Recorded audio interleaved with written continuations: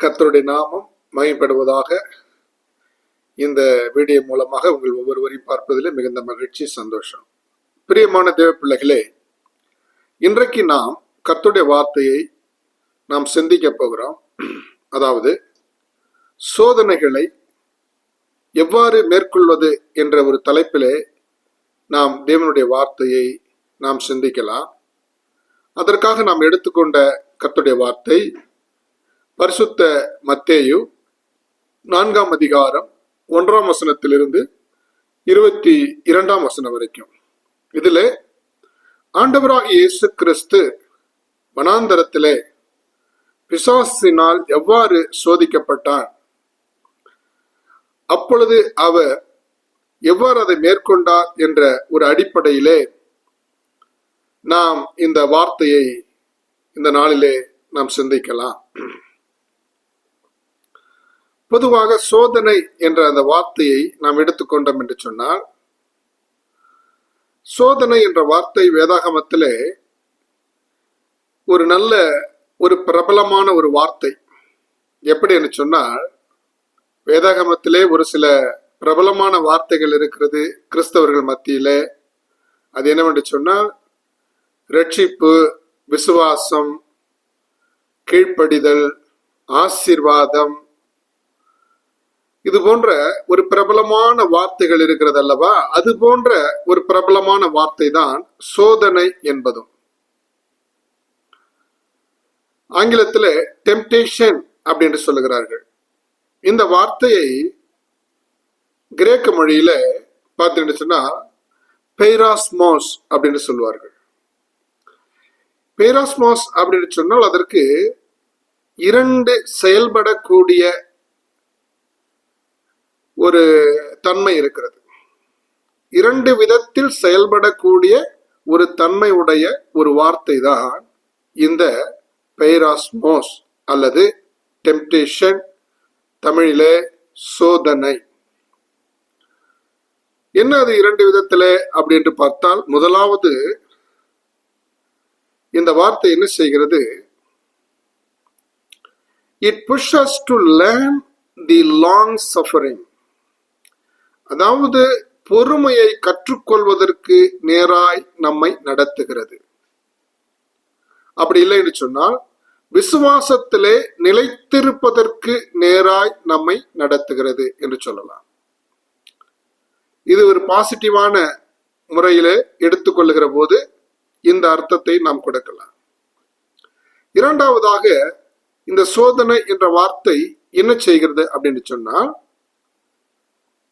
entice to do evil, தீமை செய்வதற்கு நேராய் நம்மை கவர்ந்து இழுக்கிறது என்று சொல்லலாம். இப்ப சோதனை, டெம்டேஷன், பெய்ராஸ்மோஸ் என்று சொல்லப்படுகிற இந்த வார்த்தை இரண்டு முக்கியமான காரியங்களை செய்ய நம்மை தூண்டுகிறது. ஒன்று, விசுவாசத்திலே நிலைத்திருக்கவும் அல்லது பொறுமையை கற்றுக்கொள்ளவும் இது பயன்படுகிறது. இரண்டாவது, நாம் தீமையை செய்து தீமையில் விழுந்து தேவனை விட்டு விலகி போவதற்கு இது ஏதுவாக இருக்கிறது. அப்ப சோதனை என்று சொன்னாலே இரண்டு காரியம்தான். ஒன்று, சோதனையிலே நாம் ஜெயித்து நம்முடைய விசுவாசத்திலே நிலைத்து இருப்பது. இல்லை என்று சொன்னால் சோதனையிலே தோற்று தேவனை விட்டு விலகி போவது. ஆகவே சோதனை என்பது எல்லாருக்கும் கொடுக்கப்படுகிற ஒன்று. அதனால இதற்கு யாரும் விதிவிலக்கு அல்ல. சோதனைகளை கட்டாயமாக நாம் சகிக்கவும் அதை ஜெயிக்கவும் கற்றுக்கொள்ள வேண்டும். அப்பொழுதுதான் இந்த கிறிஸ்தவ நம்பிக்கையிலே, விசுவாசத்திலே நாம் தொடர்ந்து ஓடி அந்த பந்தய பொருளாகிய நித்திய ஜீவனை நாம் பெற முடியும். எனக்கு சோதனையே வேண்டாம் என்று சொன்னால் நிச்சயமாக இந்த விசுவாச பாதையிலே நாம் வாழ்வது இயலாத காரியமாக இருக்கிறது. அப்படியானால் விசுவாச வாழ்க்கையில் இருக்கிற நாம் ஒவ்வொருவரும் சோதனைகளை எவ்வாறு மேற்கொள்வது என்கிறதான ஒரு பாடத்தை கற்றுக்கொள்ள வேண்டியது அவசியம்.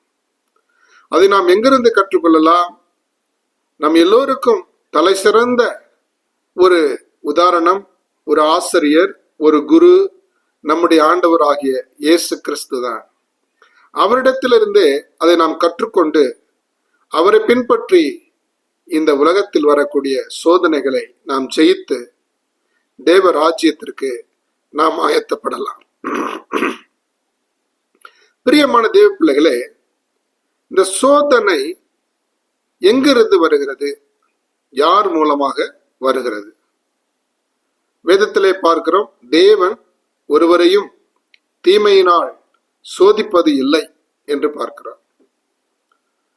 அதே நேரத்தில் யாக்கோபு எழுதின நிருபத்திலே பார்க்கிறோம், அவனவன் தன் தன் சுய இச்சையினாலே இழுப்புண்டு சோதிக்கப்படுகிறான் என்று பார்க்கிறோம். ஆனால் பிரியமான தேவ பிள்ளைகளே, உண்மையான சோதனையின் ஊற்று காரணி, the source of temptation is none other than Satan. சாத்தான் தான் சோதனைகளின் ஊற்று காரணியாக இருக்கிறான். சாத்தானிடத்திலிருந்துதான் சோதனை வருகிறது என்பதை நாம் புரிந்து கொள்ள வேண்டும். சோதனை என்பது ஒரு தூண்டில் முள்ளு போன்றது. அந்த தூண்டில் முள்ளுக்குள்ளே காணப்படுகிற ஒரு சிறு புழுதான் இச்சை என்பது.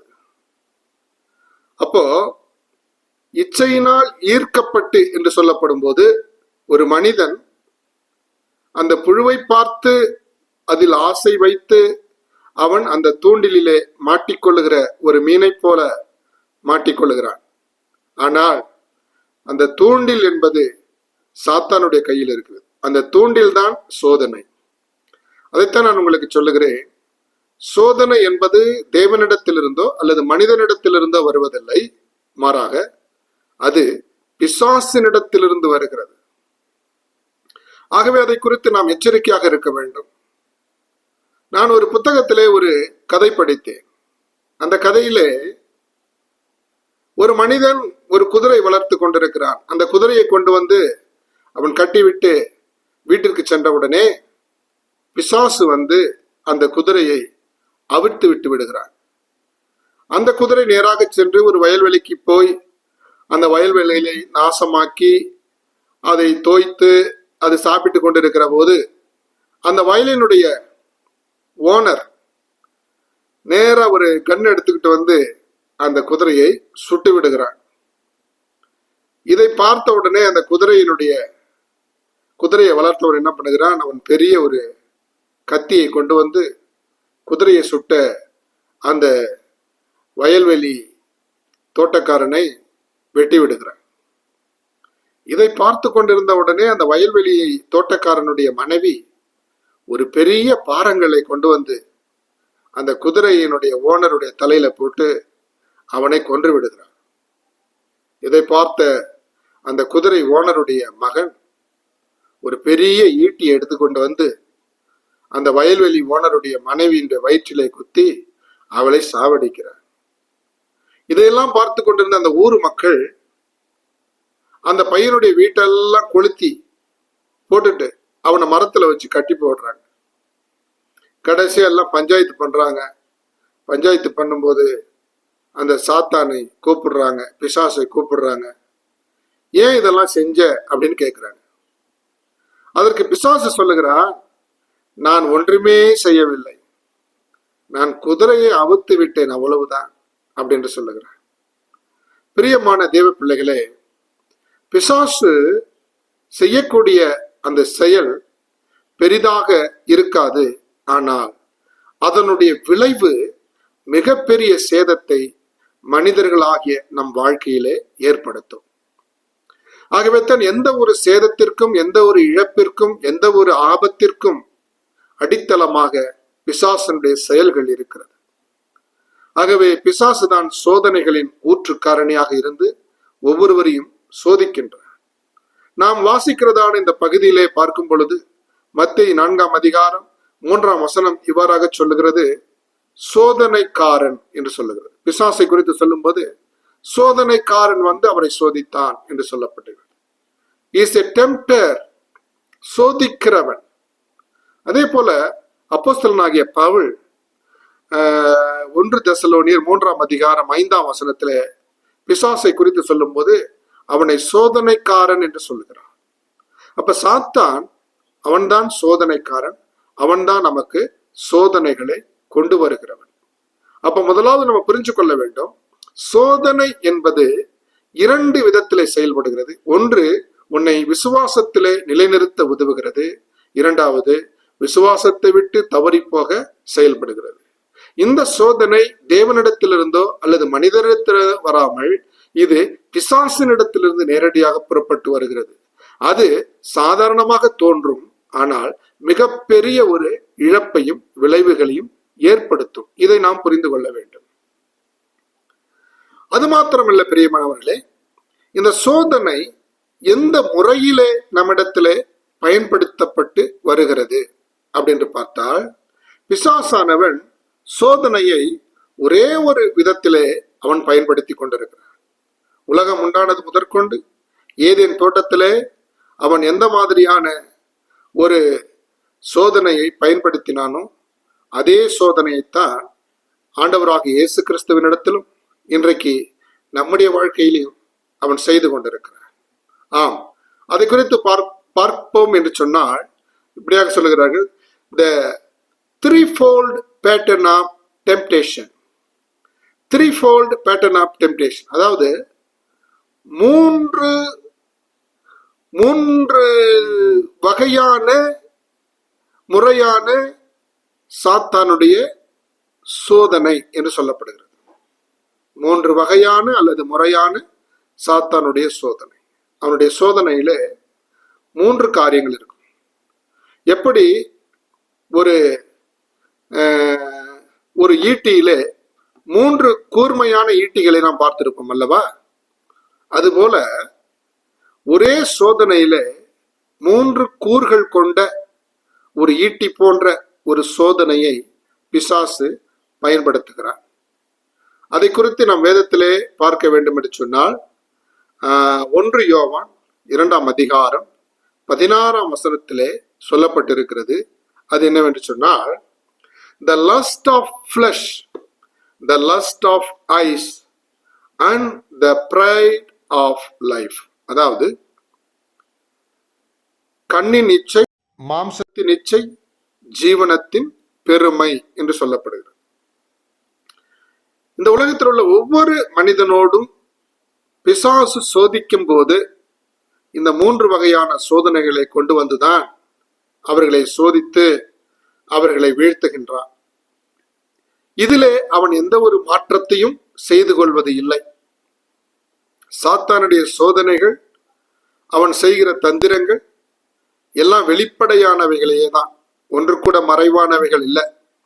ஆனால் நாம் ஏன் சோதிக்கப்படுகிறோம், ஏன் அதிலே சிக்கிக்கொள்ளுகிறோம் என்று சொன்னால், நம்முடைய அஜாக்கிரதை தான் காரணமே ஒழிய அந்த சோதனையை குறித்த அறிவற்று இருப்பதினால் அல்ல. அதை நாம் புரிந்து கொள்ள வேண்டும்.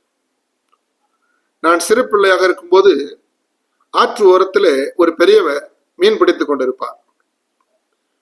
அவரிடத்திலே ஒரு மூங்கில் குச்சியால் செய்யப்பட்ட ஒரு தூண்டில் இருக்கும்.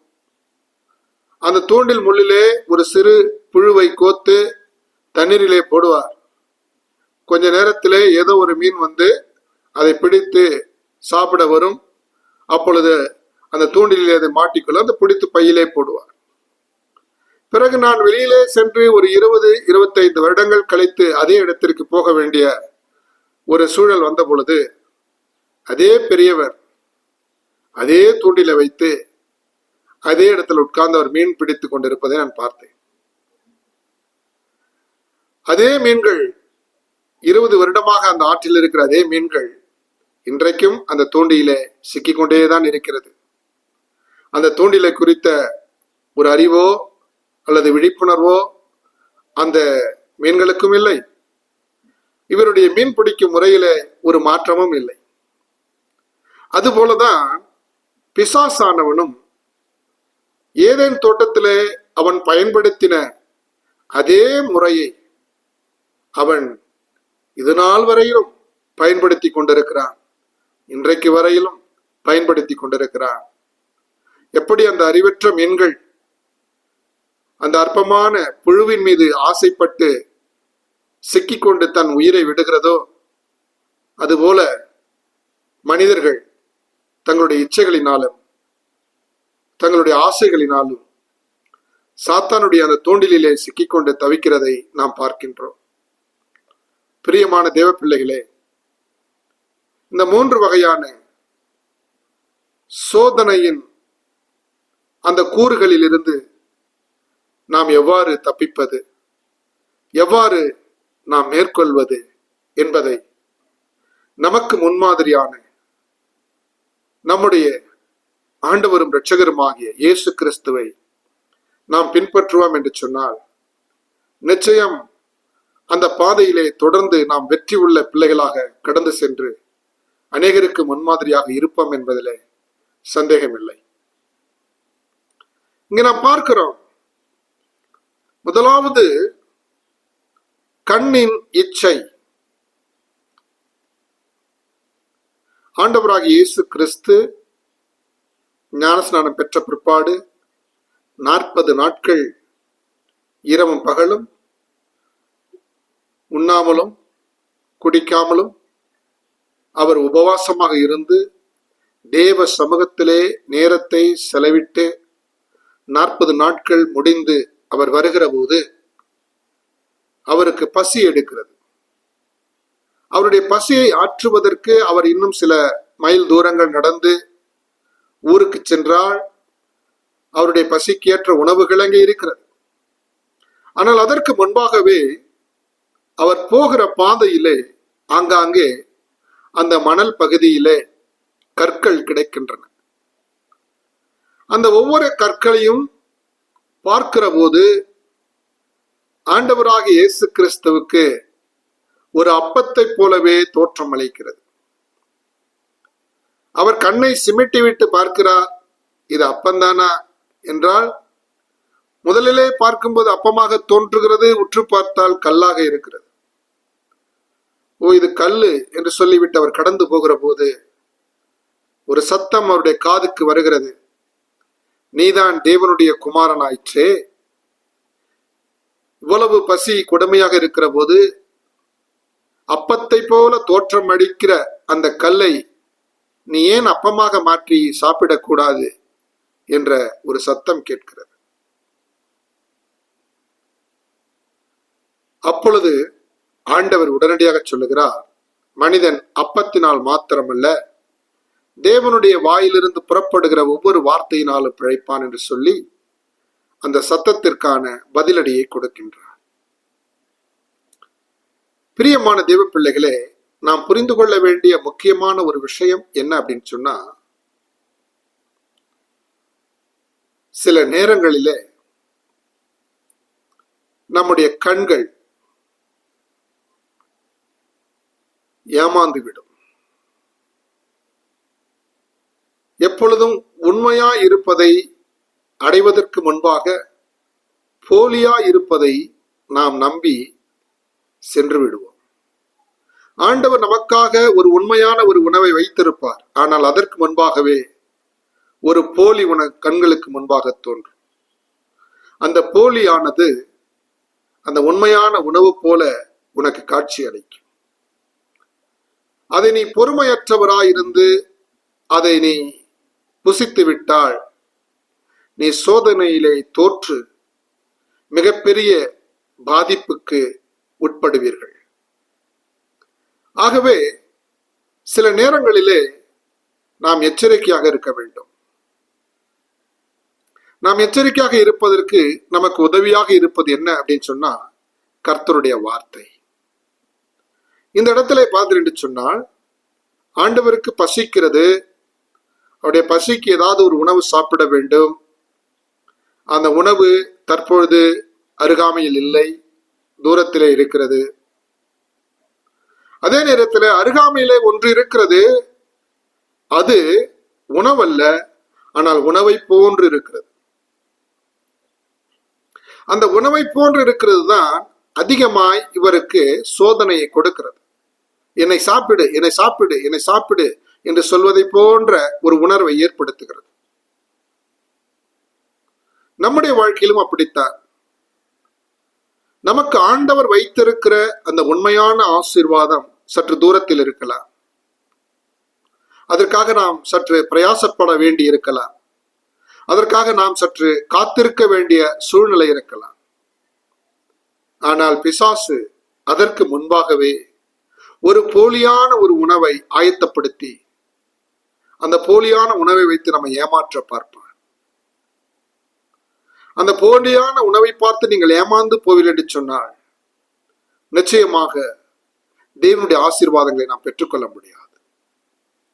இப்போ அந்த போலியான உணவிலிருந்து நம்மை காப்பாற்றிக் கொள்ள நமக்கு ஒரு மாற்று இருக்கிறது. அந்த மாற்று என்ன அப்படின்னு சொன்னால் அதுதான் தேவனுடைய வார்த்தை. நல்லா புரிந்து கொள்ளுங்கள் பிள்ளைகளே. உங்களுக்காக வைக்கப்பட்டிருக்கிற ஆசீர்வாதம் தூரத்தில் இருக்கிறது. ஆனால் நீங்கள் உடனடியாக சாப்பிட்டாக வேண்டும். அதற்கான நேரங்கள் ஆகும். ஆனால் தற்பொழுது ஒரு போலியான ஒரு உணவு உங்களுக்கு முன்பாக இருக்கிறது. அதை சாப்பிட்டால் நீங்கள் தோற்று போவீர்கள். இந்த நேரத்தில் உங்களை காப்பாற்றிக் கொள்வதற்கு நீங்கள் என்ன செய்ய வேண்டும் அப்படின்னு சொன்னால் கர்த்தருடைய வார்த்தையை சார்ந்து கொள்ள வேண்டும். தேவனுடைய வார்த்தையை பற்றி கொள்ள வேண்டும். அந்த போலியான ஒரு காரியத்தில் இருந்து உன்னை காப்பாற்றுவது தேவனுடைய வார்த்தை மாத்திரம்தான். ஆகவேத்தான் இரவும் பகலும் அவருடைய வேதத்தில் தியானமாயிருக்கிற மனுஷன் பாக்கியவான் என்று வேதம் சொல்லுகிறது. புரியுதா? கர்த்தருடைய வசனம் தான் நம்மை காக்கும். வாலிபன் தன்னை எதனால் சுத்தம் செய்து கொள்ளுவான்? கர்த்தருடைய வார்த்தையின்படி காத்துக்கொள்வதன் மூலம்தான். அப்ப தேவனுடைய வார்த்தை உன்னை தவறான காரியத்தை செய்வதிலிருந்து காத்துக்கொள்ளும். ஆகவே தேவனுடைய வார்த்தையை நீங்கள் பற்றி கொள்ள வேண்டும். தேவனுடைய வார்த்தையை நீங்கள் உச்சரிக்க வேண்டும். தேவனுடைய வார்த்தைக்கு நீங்கள் கீழ்ப்படிய கற்றுக்கொள்ள வேண்டும். சோதனையை மேற்கொள்ள வேண்டும் என்று சொன்னால் நீங்கள் கட்டாயமாக தேவனுடைய வசனத்தை நீங்கள் கடைபிடிக்க வேண்டும். நன்றாக புரிந்து கொள்ளுங்கள். நம்முடைய சரீரத்தில் இருக்கிற ஒவ்வொரு உறுப்புகளுக்கும் ஒவ்வொரு தேவைகள் இருக்கிறது. நம்முடைய காதுகளுக்கு எப்பொழுதும் எதையாவது கேட்டுக்கொண்டே இருக்கணும். நீங்க எதையும் கேட்காம ஒரு ரூம்ல உங்களை போட்டு அடைச்சிட்டா உங்களுக்கு பைத்தியமே பிடிச்சிடும். ஏதாச்சும் கேட்கணும். மனுஷ சத்தத்தை கேட்கணும், மாடு சத்தத்தை கேட்கணும். எந்த சத்தமும் இல்லாம நீங்க வேணா ஒரு மணி நேரம் இருந்து பாருங்களேன் ஒரு ரூம்ல. நிச்சயமா உங்களால முடியாது. காதுக்கு எதையாவது கேட்டுக்கிட்டே இருக்கணும். அதுபோல வாய் எதையாவது பேசணும். கண்கள் எதையுமே பார்க்காம நீங்க கண்ணை மூடிக்கிட்டு எவ்வளவு நேரம் இருக்க முடியும்? யோசிச்சு பாருங்க. எதையாவது பார்த்தால்தான் அந்த கண்ணுக்கு திருப்தி. ஆனால் வேதம் சொல்லுகிறது கண்ணானது பார்ப்பதினால் திருப்தி அடைவதே கிடையாது. அதுபோல நம்முடைய சரீரத்தில் இருக்கிற ஒவ்வொரு உறுப்புகளுக்கும் ஏதோ ஒரு விஷயங்கள் அதற்கு தேவையாக இருக்கிறது. இதை நாம் புரிந்து கொள்ள வேண்டும். அந்த தேவைகளை நிறைவேற்றுவதற்கு பிசாசானவன் எப்பொழுதும் சில போலியான காரியங்களை உங்கள் கண்களுக்கு முன்பாக கொண்டு வருவான். உங்களுடைய சிந்தனைகளுக்குள்ளே கொண்டு வருவான். உங்கள் நினைவுகளுக்குள்ளே கொண்டு வருவான். உங்களுடைய வாழ்க்கை பாதையிலே கொண்டு வருவான். பிள்ளைகளே, அது சாத்தானுடைய ஒரு தந்திரம் என்பது உங்களுக்கு தெரியும். அது வெளிப்படையாக தெரியும். ஆனாலும் அதிலே நீங்கள் ஓடி விழுகிறீர்கள். காரணம் என்ன என்று சொன்னால் கர்த்தருடைய வார்த்தை உங்களுடைய இருதயத்திலே இல்லை. தேவனுடைய வசனத்துக்கு நீங்கள் கீழ்ப்படியவில்லை. தேவனுடைய வசனத்திற்கு கீழ்ப்படிந்தால் பிசாசு கொண்டு வருகிற இந்த எந்த விதமான போலியான சோதனைகளிலிருந்தும் போலியான மாயையான உலக காரியங்களிலிருந்தும் உங்களை காத்து கொள்ளுவீர்கள். ஆகவே ஆண்டவராக இயேசு கிறிஸ்து உடனடியாக அவர் சொன்னார், மனுஷன் அப்பத்தினால் மாத்திரமல்ல தேவனுடைய வாயிலிருந்து புறப்படுகிற ஒவ்வொரு வார்த்தையினாலும் பிழைப்பான் என்று சொன்னார். பிள்ளைகளே, நான் நினைக்கிறேன் அந்த வார்த்தையை சொன்ன உடனே அவருடைய பசியே மாறி போயிருக்கும்.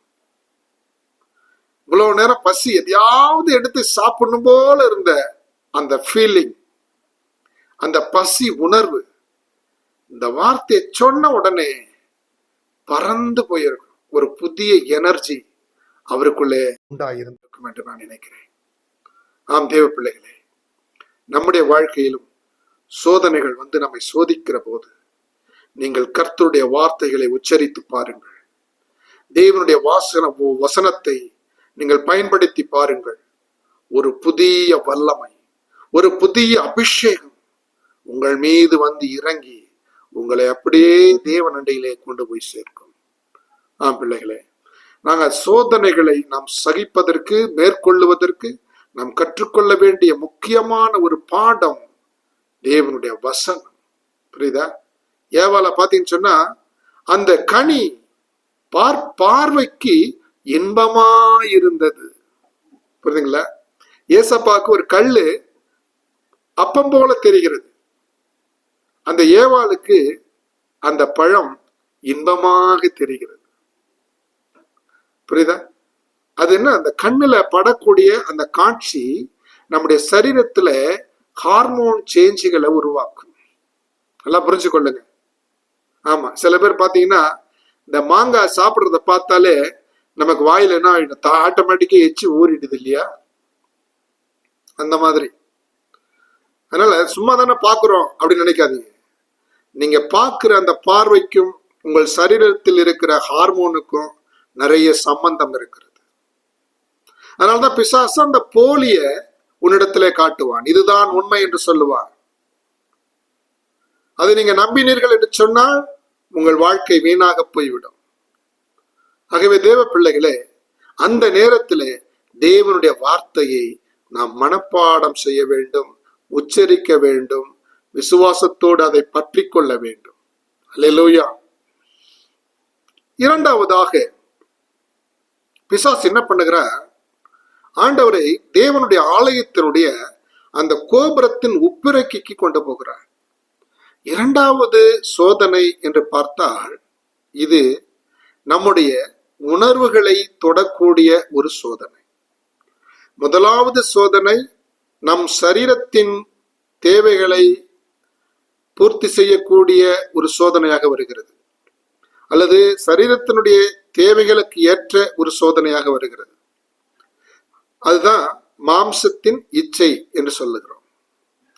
இரண்டாவது பிள்ளைகளே, நம்முடைய உணர்வுகளை தூண்டக்கூடிய, உணர்வுகளை தொடக்கூடிய, ஆங்கிலத்திலே சொல்ல வேண்டும் என்று சொன்னால் you will act in emotional.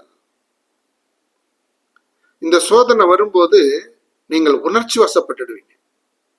உணர்ச்சி வசப்பட்டு என்ன செய்யணும்னு உங்களுக்கே தெரியாது. எல்லாத்தையும் தவறா செஞ்சு வச்சுட்டு கடைசியில சிக்கல்ல மாட்டிக்கிட்டு கஷ்டப்படுவீங்க. இதுதான் இரண்டாவது சோதனை. அதைத்தான் பிசாசு ஆண்டவரிடத்திலே கொண்டு வருகிறார். புரியுதா? ஆமா. இன்னும் அதிகமா சொல்ல போனா உன்னுடைய சுய மரியாதையை அவன் தொடுவான். உன் சுய மரியாதையை தொடும்போது நிச்சயமா எல்லா மனிதர்களுமே என்ன பண்ணுவாங்க அப்படின்னா, தங்களை மறந்து என்ன செய்கிறோம் என்று தெரியாமல் செயல்பட்டு விடுவார்கள். அதை புரிஞ்சு கொள்ளணும். சாத்தான் சாதாரணமானவன் கிடையாது. யோபுவை பாருங்க.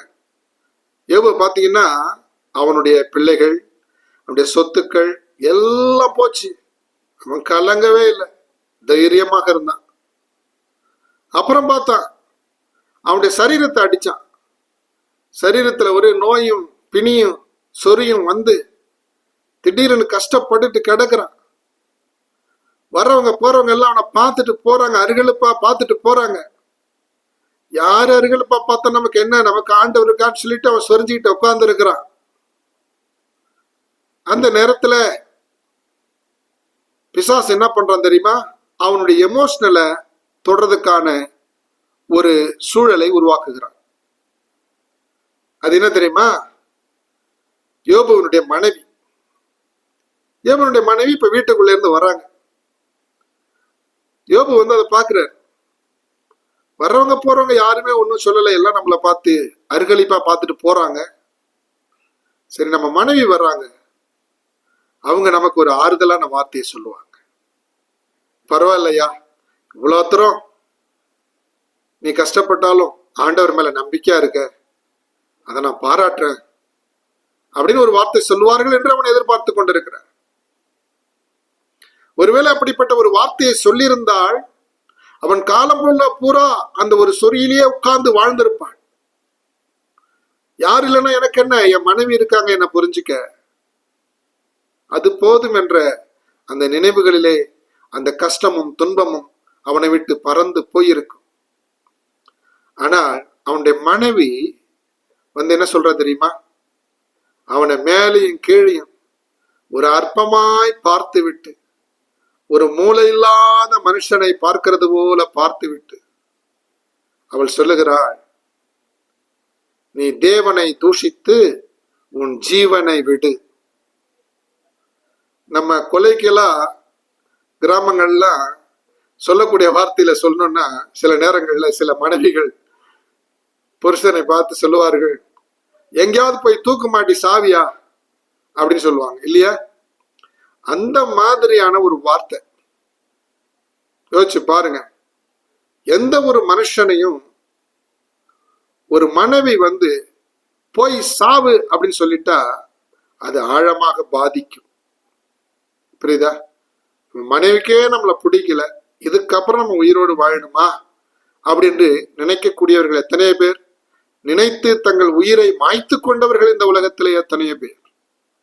அது போன்ற அந்த வார்த்தையை பயன்படுத்தி யோபுவினுடைய அந்த உணர்ச்சிகளை தூண்டி அவனை பாவம் செய்ய வைப்பதற்கான வழியை பிசாசு பார்க்கிறார். அதே போலத்தான் ஆண்டவராகிய இயேசு கிறிஸ்துவையும் சாத்தான் சோதிக்கிறார். அந்த ஆலயத்தினுடைய உப்பரைக்கு கொண்டு போனதற்கு ஒரு காரணம் இருக்கிறது. எத்தனையோ உயரமான இடங்கள் இருக்கிறது, அங்கெல்லாம் அவன் கூட்டிக் கொண்டு போயிருந்திருக்கலாம். ஏன் ஆலயத்தின் உப்பரைக்கு கொண்டு போனான் என்று சொன்னால், இயேசு கிறிஸ்து பிறப்பதற்கு ஒரு 165 வருடங்களுக்கு முன்பாக ஒரு நிகழ்ச்சி அந்த ஆலயத்தின் உப்பரிக்கையிலே நடந்தது. அது என்னவென்று சொன்னால், அந்த நாட்களிலே இருந்த ஒரு கிரேக்க அரசன் ஆன்டியோகஸ் எபிஃபனஸ் என்று சொல்லப்படுகிறவன் அந்த யூதேயா முழுவதையும் அவன் பிடித்து அதை ஆட்சி செய்கிற போது அங்கு உள்ள கலாச்சாரங்களை மாற்றுவதற்காக அவன் சில காரியங்களை செய்தான். அப்படி செய்கிற போது அவன் அவர்களுடைய ஆலயத்திற்குள்ளே ஒரு புதிய தெய்வத்தினுடைய சிலையை கொண்டு வந்து வைத்து அதைத்தான் எல்லோரும் வணங்க வேண்டும் என்று கட்டளையிட்டான். அப்பொழுது இஸ்ரவேல் மக்கள், நாங்கள் ஜீவனுள்ள தேவனை வணங்கக்கூடியவர்கள், நாங்கள் விக்கிரகங்களை வணங்க மாட்டோம் என்று சொல்லிவிட்டார்கள். இதை கேட்ட அவன் அவர்கள் மீது கோபம் கொண்டு, உங்களுக்கு நான் பாடம் கற்பிக்கிறேன் பார் என்று சொல்லி அந்த தேசத்தில் இருந்த அத்தனை கர்ப்பிணி பெண்களையும் அழைத்து அவர்களையெல்லாம் அந்த ஆலயத்தினுடைய உப்புரைக்கு மேலே கொண்டு போய் சென்று அவர்களிடத்திலே அவன் கேட்பான், நீங்கள் இந்த சிலையை வணங்கப் போகிறீர்களா இல்லையா என்று. அவர்கள் சொல்லுவார்கள், நாங்கள் வணங்க மாட்டோம், நாங்கள் ஜீவனுள்ள தேவனை வணங்குவோம் என்று அவர்கள் சொல்லுவார்கள். கிட்டத்தட்ட இந்த வார்த்தைகளை அவர்கள் சொல்லும் போது அவர்களுடைய சிந்தனையிலே இருந்த எண்ணம் என்ன தெரியுமா? Shadrach, Meshach, Abednego. எப்படி நேபுகாத் நேசார் அந்த பெரிய சிலையை வணங்கி என்று சொன்ன பொழுது அவர்கள் வணங்காமல் இருந்து அவர்களை கொண்டு போய் அந்த அக்கினி சூளையிலே போட்ட பொழுது தேவன் அவர்கள் மத்தியிலே தோன்றி அவர்களை காப்பாற்றினது போல அந்த தெய்வம் இன்றைக்கு எம்மையும் காப்பாற்றுவார் என்ற ஒரு நம்பிக்கையிலே அவர்கள் சொன்னார்கள், நாங்கள் வணங்க மாட்டோம் என்று சொல்லி. அப்படியானால் நான் உன்னை இந்த கோபுரத்திலிருந்து கீழே தள்ளுகிறேன், உன்னுடைய அந்த ஜீவனுள்ள தெய்வம் உன்னை காப்பாற்றட்டும் என்று சொல்லி அந்த பெண்களை கீழே தள்ளினார். ஒவ்வொரு பெண்களும் கீழே விழுந்து அவர்கள் வயிறு வெடித்து சிதறி செத்து போனார்கள். அப்பொழுது இஸ்ரவேல் மக்கள் எல்லாரும் எதிர்பார்த்தது ஒரு பெரிய அற்புதத்தை. ஆனால் அந்த அற்புதம் நடைபெறவில்லை. அந்த இடத்திலே தேவன் அவமானப்படுத்தப்பட்டார். தேவன் அவமானப்படுத்தப்பட்டது மாத்திரமல்லாமல் தேவன் மீது நம்பிக்கை வைத்திருந்த அத்தனை பேர்களும் அவமானப்படுத்தப்பட்டார்கள். இது அவர்களுக்கு மிகப்பெரிய ஒரு சுயமரியாதையை இழந்த ஒரு தருணமாக அது இருந்தது. அந்த